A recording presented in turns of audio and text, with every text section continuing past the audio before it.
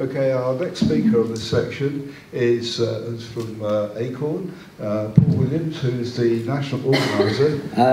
Thank you, David and Charles, for inviting me to come and speak on this panel. Just to had a good introduction, but to introduce myself. I'm Paul, I'm one of Acorn's national organisers, and for those who don't know, Acorn is a community union of working class people fighting for a better life. So we've got thousands of members all across the country in about 30 groups in different towns and cities now, and we've won campaigns on public transport, community safety, defending public services, but we're probably, definitely best known for the campaigns we've done on housing, including winning affordable housing, winning repairs in council tower blocks and housing associations, campaigns to improve rights for renters, as well as winning repairs for private renters and resisting evictions across the country as well. We're also part of the Renters Reform Coalition, which is currently pushing through reforms for renters' rights in Parliament, and one of the founding partners of the Enough is Enough cost of living campaign as well. I'm not going to go into too much detail about how appalling the housing situation is in Brighton, as I'm sure everyone knows this, and I'm sure you've talked about this many times throughout the day. I do think it's important to mention briefly some of the horror stories our members in Brighton have experienced, such as illegal evictions, revenge evictions, fires, rats, insect infestations, assaults from landlords, and what seems to be some of the worst housing conditions in the country. And I don't think I probably need to go into too much detail about how completely insufficient the support of our council is, with pretty much no consequences for landlords who break the law in Brighton. And often, when the council does intervene, we've come across it resulting in people being revenge evicted and harassed by landlords because of the lack of protection that people currently get from this administration. So, in terms of practical solutions, I think what I want to talk about is something that is absolutely key to how Acorn organises and key to all of our successes, and that's power. So it's great that so many people and organisations are here to talk about some really good ideas and come up with policies and things like that, but key to how Acorn has always organised, unless we have the power to force the decision makers, whether that's governments, councils, landlords, to give us what we want, don't think we're going to get very far. So to use a quote, I've only got one, don't worry, from American slave abolitionist Frederick Douglass, who famously said, "Power concedes nothing without demands."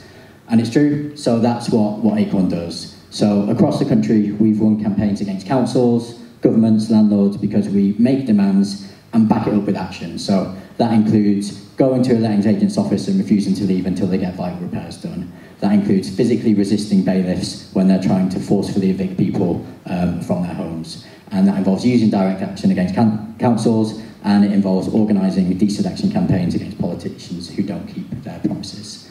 So, on that note, it's interesting that we do have Councillor Gibson here today, as the ongoing dispute between his administration and the local Acorn Brighton branch is probably a very relevant and good example I can think of this. So just to give a bit of backstory, Acorn members have been meeting with the council, first approached them over 2 years ago, to come up with some really constructive ideas to reform housing in the city, including actions to tackle criminal landlords and increase renters' rights. But unfortunately, much to the shock and disappointment of our members, Councillor Gibson consistently refused to make any clear commitments on taking action, and it's only when we started making those demands and backing up with action that we started to make progress and get policies changed through the council and finally get some clear commitments from councillors as well.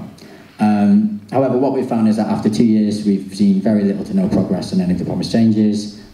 Excuses that we often get from a lot of administrations, but particularly what we found in Brighton have been COVID, staff shortages, cost of living crisis, and also, bizarrely, council staff being blamed for actively undermining the administration, which suggests something going seriously wrong with the current administration.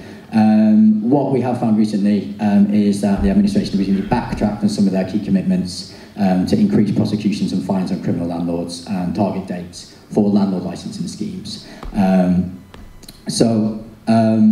The Acorn Brighton members have approached the council leader, Phelan McCafferty, who's currently refusing to meet with Acorn, as he says he is too busy. Which begs the question that if illegal evictions, dangerous conditions and assaults from landlords, as well as allegations made by councillors that staff are undermining democratic policy decisions, aren't a priority for this council, then what is? But this is nothing new to Acorn.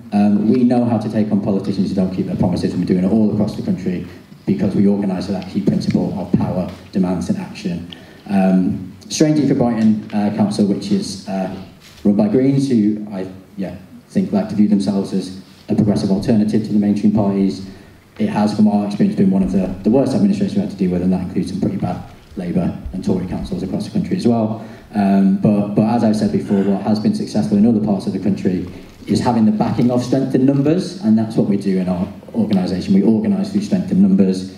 We make sure that we can hold our leaders accountable. We use direct action. We organise deselection campaigns of politicians if we need to, and that's how our union is made up of working class, middle to low income people who, some people in this room might know, on your own you have very little to no power, get ignored, but if we're able to unite and use our strength in numbers and be organised, we can win. But to sum up what I want to add to this debate or conversation about practical steps is that ideas and good policies are obviously great and really important, but it will only get us so far. From our experience, power and action, by using strength in numbers, is what forces change, and we should all join